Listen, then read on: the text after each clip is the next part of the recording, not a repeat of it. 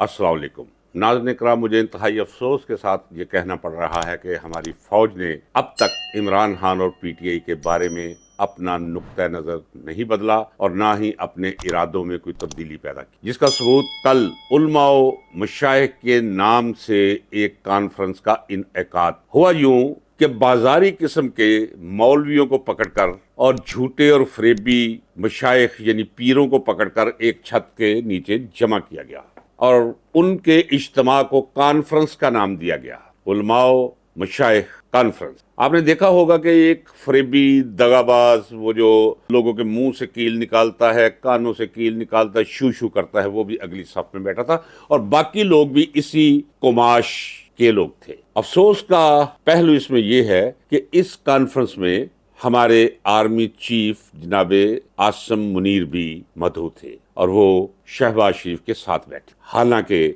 उन्हें ऐसे मुकामात पर आने से गुरेज करना चाहिए। वो यूनिटों में जाएं, छावनियों में जाएं, सरहदों का जाकर मुआयना करें, ये अच्छा नहीं लगता। आइंदा उन्हें मुख्तात रहना चाहिए। इस तरह आर्मी चीफ की इज्जत में फर्क पड़ता है। इस कॉन्फ्रेंस में शहबाज शरीफ ने जनरल आसिम मुनीर साहब की मौजूदगी में ये कहा कि मैं और सिपाह सलार हम शीरो शक्र हैं, हम बज़ाहिर दो नजर आते हैं लेकिन हैं दरअसल हम एक। ये कौन शख्स कह रहा कि यही फौज, जी जनाब, यही फौज, अगर मुझे इल्म है, मुझे याद है, तो जनरल आसिम मुनीर साहब को भी अच्छी तरह याद। ये पनामा के तमाम कागजात इसी फौज ने दिए थे, बाजवा ने दिए थे, हमारी ISI ने दिए थे और आसिम मुनीर साहब जानते हैं कि ये वो शख्स है शहबाज शरीफ, कोई पापड़ वालों के नाम, कोई साइकिल का पंचर लगाने वालों के नाम, अपने घर के मालियों के नाम, कुछ मर चुके मजदूरों के शनाख्ती कार्ड लेकर उन पे अकाउंट खुलवा कर उस पर अरबों रुपए की टीटियों के मुजरम शहबाज शरीफ। और शहबाज शरीफ लोगों की मौजूदगी में ये कहे, उन लोगों को छोड़े जिन्हें इकट्ठा किया था, उनकी औकात तो मैं आपको बता चुका हूँ, बेजमीर मुल्ला और झूठे और फरेबी पीर। लेकिन अवाम देख रही, क्या तासुर दे रहे हैं आसिम मुनीर साहब अवाम को कि किन चोरों उचक्कों ठग्गों के साथ आप बैठे हुए और ठग चोर उचक्के आपको कह रहे हैं कि आप और मैं, हम एक जैसे हैं, हम शीरो शक्र हैं, हम में से सुई भी नहीं गुजरती, बाल भी नहीं गुजरता, हम बज़ाहिर देखने में दो हैं, हकीकत में हम एक हैं, यानी एक जैसे। बड़ा बुरा पैगाम गया है। वहीं जनरल आसिम मुनीर साहब ने भी इस कॉन्फ्रेंस से खिताब किया है। हम जरा उनके खिताब का भी तजिया कर लें। उन्होंने बड़े पुरजोश अंदाज में कहा कि शरीयत और आइन का इनकारी पाकिस्तान नहीं हो सकता। यानी वो शख्स जो शरीयत और आइन का मुखालिफ हो, इन दोनों में से किसी एक को भी ना मानता हो, उसके ताबे ना हो, तो वो पाकिस्तानी नहीं होगा। पहली बात तो ये है कि पाकिस्तानी होने या ना होने के ये सर्टिफिकेट जारी करने का इख्तियार किसने आपको दिया है जनरल आसिम, या किस कानून और आइन के किस आर्टिकल के तहत आपको ये इख्तियार है कि आप इतने गंभीर लहजे और इतने तयक्कुन के साथ और इतने कर्रोफार के साथ आप कहें कि जो शरीयत को नहीं मानेगा, जो आइन को नहीं मानेगा, वो पाकिस्तानी ही नहीं। भाई, इख्तिलाफ शरीयत और शरअ में भी है, इख्तिलाफ आइन की दफात की तबीर व तशरीह में भी है। वो है और होना चाहिए और होता है। चलिए, जिसे आप शरीयत कहते हैं वो है क्या? शरीयत है कि बुनियादी इशारात जो कुरान और सुन्ना में हमें मिलते हैं, उनकी तफसील और उनकी तशरीह, जिसे हम दूसरे लफ्जों में फिका भी कहते हैं। अब 5 फिका तो बड़ी मरूफ हैं, जिसमें हम्बली, शाफी, मालकी और जाफरी, और इसके अलावा कई फिका के हवाले से मकतब हैं इस्लाम के अंदर। मैं ये तो नहीं कहता 72 ना कहता हूँ, 70 ना कहता हूँ, 80, लेकिन दर्जनों।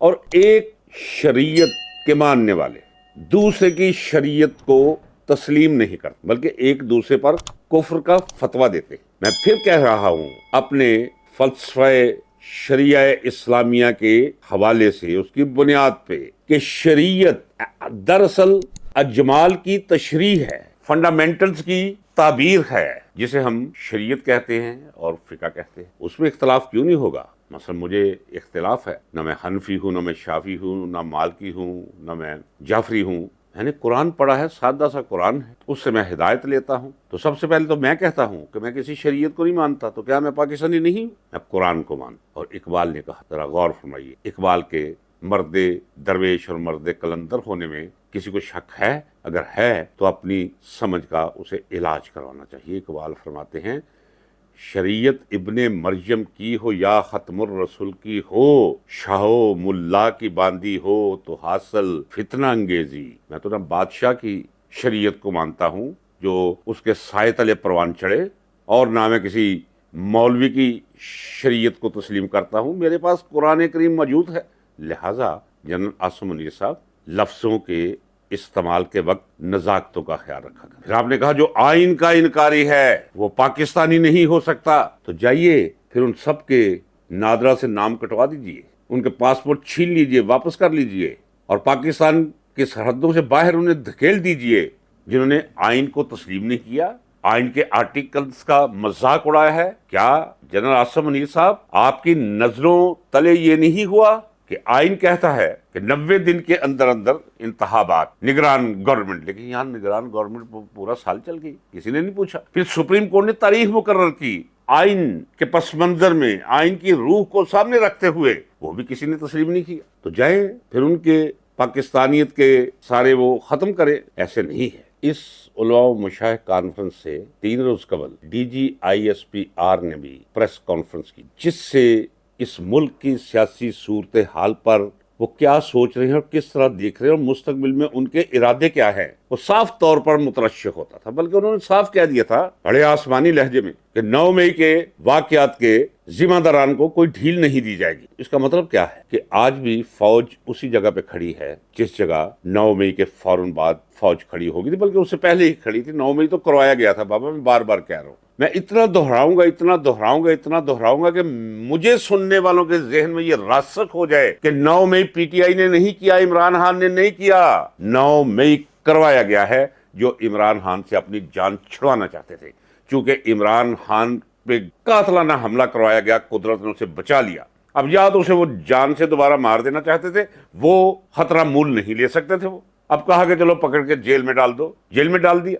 اور جو پی ٹی آئی کے ورکرز کے ساتھ ہوا، میں نے خود جنرل ضیاء الحق کی مارشل لاء کے دور میں موسٹ وانٹڈ شخص رہا ہوں۔ یہ پورا پاکستان گواہ ہے، پورے پاکستان کی اخبارات گواہ ہیں۔ بی بی سی کا پروگرام ان سالوں کا اٹھا کے دیکھ لیے، روزانہ نہیں تو ہفتے میں 1-2 دفعہ مجھ پر سیربین چلتا تھا۔ تو وہ ظلم مجھ پر شاہی کلا میں بھی نہیں ہوا تھا جہاں میں نے 23 ماہ گزارے تھے۔ ماشاء اللہ کا دور تھا، جنرل ضیاء الحق پر حملے کا ملزم تھا میں، اور یہ ظلم نہیں مجھ پر ہوا تھا جو ظلم پی ٹی آئی والوں کے ساتھ ہوا ہے۔ اتنی زیادتی اس وقت نہیں ہوئی۔ لوگ کہتے ہیں جی کوڑے جو 4 کوڑے لگ، یہاں جو کچھ ہوا ہے عشر اشیر بھی نہیں وہ جو ہم نے بھگتا تھا۔ اور ظلم کے وہ پہاڑ جو پی ٹی آئی پہ توڑے گئے اور جو عمران خان کے ساتھ ہو رہا ہے اس وقت، صرف پھانسی نہیں نہ لگایا کہ پھانسی لگا نہیں سکتے آپ، اینٹ سے اینٹ بچ جائے گی، ٹھوس چیزیں گیس بن کر اڑ جائیں گی، اس لیے پھانسی نہیں لگایا۔ تو ذہن وہاں سے بھی واضح ہو گیا تھا۔ D G I S P R کی پریس کانفرنس جو نہیں کرنی چاہیے، اب روک دینی چاہیے۔ نہیں، منصب نہیں ہے، انہیں پتہ نہیں کیا کہنا ہے۔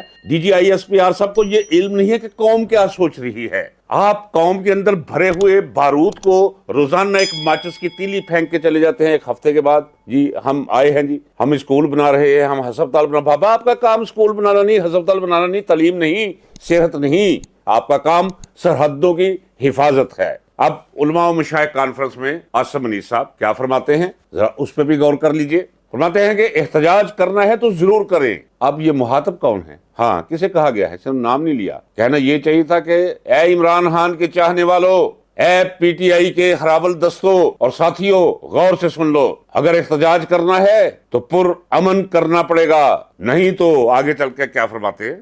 فرماتے ہیں کہ کسی نے پاکستان میں انتشار پھیلانے کی کوشش کی تو رب کریم کی قسم ہم ان کے سامنے کھڑے ہوں گے۔ یہ وہی لہجہ ہے جو سن 70 میں یحییٰ خان اور اس کے بینیفیشری حواریوں کا تھا۔ کیا ہوا پھر؟ ان کے جائز مطالبات ماننے کی بجائے اپنی طاقت استعمال کی اور پاکستان ٹوٹ گیا۔ اور یہاں بھی وہی کچھ ہو رہا۔ ایک مقدمہ بھی نہیں ہے، میں وکیل ہوں، میں رب کریم کو گواہ کر کے کہتا ہوں، کسی کی قبر میں نہیں پڑنا، نہ عمران خان سے کچھ لینا ہے مجھے، نہ کچھ دینا ہے۔ ایک درد ہے میرے اندر کہ میں نے اپنی جوانی کے 10.5 11 سال کچھ بھٹو صاحب کے دور میں بھی کوئی 1.5 سال گزارا تھا نا جی، قانون کی حکمرانی کے لیے، معاشرے کو کچھ خوبصورت کرنے کے لیے، کچھ جمہوری قدروں کے فروغ کے لیے اپنی جوانی گوائی ہوئی ہے۔ تو یہ درد جو مجھے اٹھتا ہے یہ اس کی وجہ سے اٹھتا ہے۔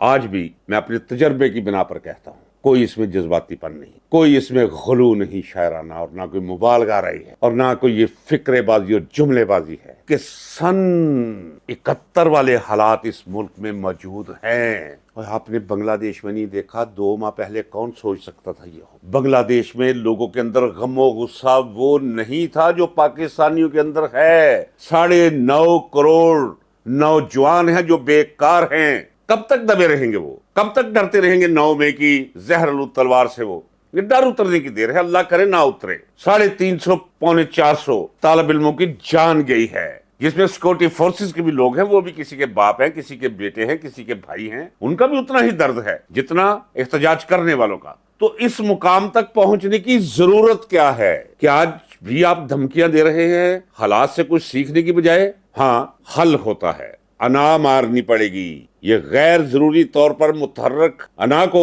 سنگل پہنانے پڑیں گے، پھر عمران خان سے بات کرنی پڑے گی۔ میں ہاتھ کھڑا کر کے اللہ کو گواہ کر کے کہہ گیا ہوں، میں پھر کہتا ہوں، اللہ کو گواہ کر کے کہتا ہوں، بحیثیت ایک وکیل کے کہتا ہوں، ایک بھی کیس ایسا نہیں ہے جس میں 1% صداقت، 1% بھی صداقت پائی جاتی ہو۔ اسے آپ نے دیوار کے ساتھ لگایا ہوا ہے، اور بابا جوں آپ اسے اندر رکھیں گے تو لوگوں کا غم و غصہ بڑھتا جائے گا، اس کے ساتھ عقیدت گہری ہوتی چلی جائے گی، پھر باتیں شروع ہو جائے گی۔ حرمت عمران اور ناموس عمران اس مقام پر لے جانا چاہتے ہیں تقدیس کے، مت کیجیے ایسے، ابھی بھی وقت ہے، لگامیں کھینچ لیجئے، بند کر دیجئے، ختم کر دیجئے یہ ڈبہ فلم جو ریلیز کر رکھی ہے یہ جوکر کی شکل میں، اور وہ ایک عورت لگی پھرتی ہے یہاں، وہ کونسلر کے لائق نہیں، ماں سوا سے فوٹو سیشن کروانے کے کوئی دوسرا راستہ نہیں۔ یہ آپ کے فوجی کہتے ہیں، آپ کے افسران کہتے ہیں، یار عجیب مذاق ہے۔ اس بی بی نو تے سوائے سرجری دے تے سوائے کر کے تے ٹک ٹاک بنوان دے، اور دوجی گل ہی کوئی، روز ایک نیا پیچھے پتہ نہیں کون سے جاہل لوگ بیٹھے ہوئے، روز ایک نیا منصوبہ، 3 دن بعد خود بھولی ہوتی ہے کہ کون سا منصوبہ تھا، فوٹو سیشن کرتے۔ تو یہ جو کچھ بھی اس ملک میں ہو رہا ہے،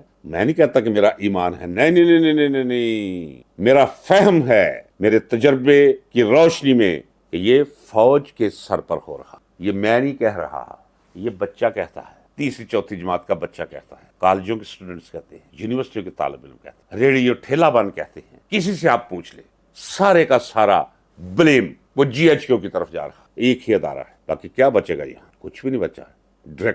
ڈریکونین سوسائٹی بن چکی ہے، ڈریکونین کچھ بھی ہے، غلطیاں ہوئی ہیں فوج سے، میں کہتا ہوں سچ بولنے میں مجھے کوئی حرج نہیں، کوئی کچھ سوچتا رہے، لیکن فوج کے اندر اچھے لوگ، پیارے لوگ، صاف ستھرے لوگ، یہ چند جرنیل، ان کا بھی حق مار دیتے ہیں، عوام اور فوج کو بالمقابل لے آتے ہیں۔ اور جب میں کہتا ہوں فوج، تو فوج سے مراد میری نہ جوان ہے، نہ کپتان ہے، نہ میجر ہے، نہ کرنل ہے، نہ بریگیڈیئر ہے، نہ میجر جنرل ہے، چند لوگ، چند جن، وہ اپنی انا کو سرنڈر کریں اور عمران خان سے بات کریں۔ اس کے علاوہ پاکستان اور پاکستانی قوم کی فلاح کا کوئی دوسرا راستہ نہیں تو بنگلہ دیش سے زیادہ برے حالات یہاں۔ 10 تک ناظرین کرام اجازت دیجیے، ملتے ہیں اگلے ولاگ۔ اللہ حافظ۔